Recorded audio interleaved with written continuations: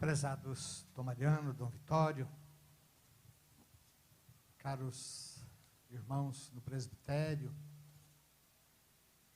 prezados diáconos, religiosas, pessoas consagradas,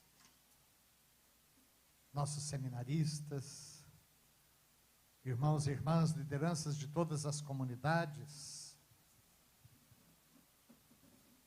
querido povo de Deus, e também uma saudação especial àqueles que nos acompanham pelas redes sociais, pela TV Imaculada, pelos meios de comunicação. A primeira leitura é tirada do livro do Deuteronômio. O livro do Deuteronômio se apresenta como 3 discursos de Moisés, já às portas da terra prometida. Não sei se todos sabem, mas Moisés recebeu a árdua tarefa de conduzir o povo da escravidão para a terra prometida. E era um povo cabeça dura, que às primeiras dificuldades se rebelava e queria voltar à terra do Egito, porque ainda não tinham consciência de povo. E é justamente nesse sentido que o livro do Êxodo mostra o povo saindo do Egito e caminhando até o Monte Sinai, aonde recebe os mandamentos, aonde recebe a lei. Mas, por outro lado, por causa das suas rebeliões, aquele povo foi destinado a permanecer 40 anos no deserto, até que não sobrasse mais ninguém da geração do Êxodo, e aí chegaram às portas da terra. O livro dos Números mostra justamente a caminhada do Sinai até a terra prometida. O Êxodo do Egito até o Sinai, Números do Sinai até a terra prometida. E o Deuteronômio é uma revisão de toda essa história, mas agora colocada justamente como forma de discursos de Moisés ao seu povo. Moisés não entrou na terra prometida. Muita gente boa, meditando, fica com pena. Afinal de contas, o coitado ralou, enfrentou todas as agruras do deserto e as rebeliões do povo, mas porque nessa caminhada ele mesmo e seu irmão Arão também duvidaram, eles não chegaram a entrar na terra. Mas aqui Moisés deixa praticamente o seu testamento, e ele vai recordar toda essa caminhada do povo pelo deserto. De tal maneira que ele lembra como Deus o conduziu com todo carinho, mas ao mesmo tempo colocando o povo à prova. Vocês sabem muito bem, disse Moisés, que o deserto é a terra das cobras venenosas, das serpentes ardentes, é a terra dos escorpiões, é terra seca, sem quase água nenhuma. E Deus conduziu o povo, conduziu vocês por esse povo, lhes dando inclusive o maná para comer, um alimento que nem vocês nem seus pais conheciam. E vocês sabem muito bem que o maná é chamado já no Antigo Testamento como pão do céu. E por que vocês foram submetidos a tantas provas? Para vocês perceberem que não só de pão vive o homem, mas de toda a palavra que sai da boca de Deus. Essa resposta Jesus disse ao demônio, quando o demônio tenta no deserto, dizendo: se és o Filho de Deus, faze com que estas pedras se transformem em pão. não só de pão vive o homem, mas de toda palavra que sai da boca de Deus. Da segunda leitura, tirada da primeira carta de São Paulo aos Coríntios, Paulo vai falar de uma realidade muito bonita da nossa igreja, a sua unidade. Cremos a igreja una, santa, católica e apostólica, é assim a nossa fé. Pois bem, a igreja é una na diversidade. Eu acho sempre muito bom, muito bonito, tanto quando eu tenho a oportunidade de estar assim diante de uma multidão, mas também nas nossas comunidades, nas capelas, e até no trem, no ônibus, no metrô, aonde eu posso estar, de ficar observando as pessoas, tão diferentes, e fico tentando imaginar o que é que não está por detrás daquele rostinho preocupado, daquele rostinho cansado, daquele rosto suado, daquele rosto sorridente. Quanta história, quanta beleza, quanto sofrimento, quanta dor. Únicos, tão diferentes e ao mesmo tempo unos. A igreja é una na sua catolicidade. E aí Paulo vai dizer, corpo, o pão que nós partimos, o cálice que nós bebemos, é a nossa comunhão no corpo e no sangue de nosso Senhor. E da mesma maneira que nós comungamos de um só corpo, nós também formamos um só corpo, na unidade. A Eucaristia faz a igreja.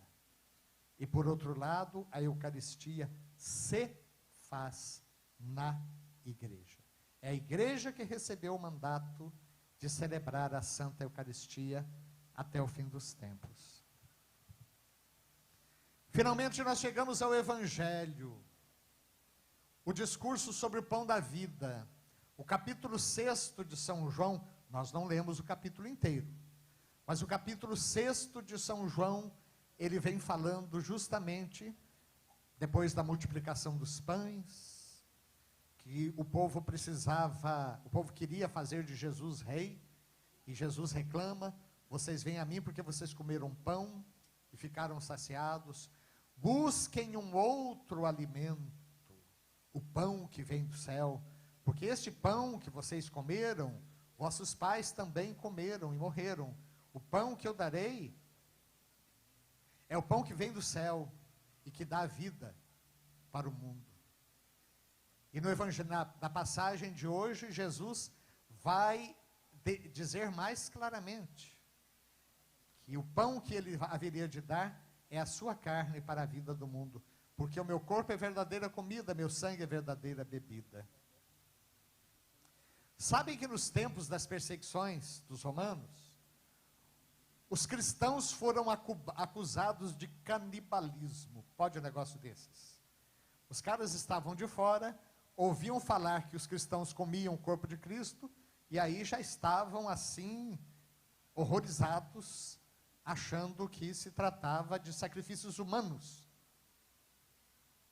E foi preciso muito esforço para mostrar que essa comida é uma comida espiritual, é sim a nossa comunhão com o corpo do Senhor, é sim a nossa comunhão com o sangue do Senhor, mas de uma forma que a teologia chama de incruenta. Não tem derramamento de sangue, é o pão partido, mas Jesus não é atingido, como a gente cantou agora há pouco na sequência.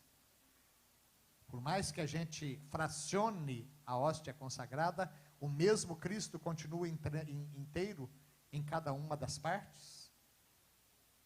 Mas realmente é a nossa comunhão com o Senhor. De tal maneira que algo que eu sempre insisto com o nosso povo, o arroz com feijão que você come, a carne que você come, se transforma em proteínas, se transforma em substâncias para o seu alimento, se transforma no seu corpo. A Eucaristia que nós recebemos tem uma força diferente. Ela nos transforma no alimento que recebemos, ela nos transforma no próprio Cristo. De modo que o fruto último da Eucaristia é sempre a nossa cristificação. E, evidentemente, tudo isso tem que ter consequências na vida concreta. De novo, apelando para a sequência que nós cantamos, o bom e o mal se aproximam da comunhão, mas os efeitos são diversos. Para uns ela traz a vida, para outros a condenação. Então, meus queridos, nós queremos hoje, mais uma vez, louvar muito ao nosso bom Deus pela oportunidade que Ele nos dá de testemunharmos publicamente a nossa fé na sua presença real. Estamos atravessando uma crise grave na sociedade, na família, também na nossa arquidiocese. As comunidades foram muito solidárias recentemente. Sei o quanto sofreram por causa do calote que nós levamos. E eu quero celebrar essa missa também na intenção de cada um de vocês que sofreram e continuam sofrendo conosco. Mas nessa caminhada no deserto, nós queremos comer o pão do céu que o Senhor nos dá, na certeza de que por mais que haja cobras e escorpiões e terra árida e sem água, o Senhor nos alimenta e nos ensina cada vez mais a percebermos que não só de pão vive o homem, mas de toda palavra que sai da boca de Deus. Apenas para dar um retorno a vocês, no ano passado, eu tinha lançado o desafio de nós começarmos a fazer alguma coisa nas nossas favelas. Afinal de contas, quando eu cheguei aqui não tinha nenhuma, hoje tem mais de 40. E graças a Deus, como fruto daquela nossa celebração do ano passado, essa pastoral já começou. Ainda não estamos em todas, mas já existem ações muito concretas, algumas conquistas bastante significativas que foram feitas, porque o que nós temos aprendido é que o problema da favela é muito mais complexo do que simplesmente moradia. É moradia, é segurança, é transporte, é saúde. Por exemplo, alguém que mora num lugar que não tem o CEP, o Código de Endereço Postal, quando chega no posto de saúde não tem endereço. E se não tem endereço, não mora em Campo Grande. E se não mora em Campo Grande, não é atendido. Percebem? Existem diferenças assim, de problemas de educação, né, de segurança, como eu disse, muito grandes.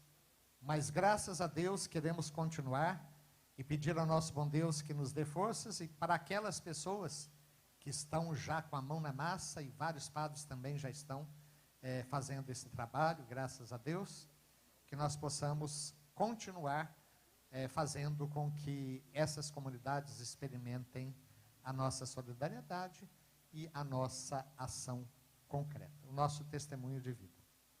Que nossa Mamãe do Céu nos abençoe, abençoe nossas famílias, ela que caminha conosco pelas estradas da vida.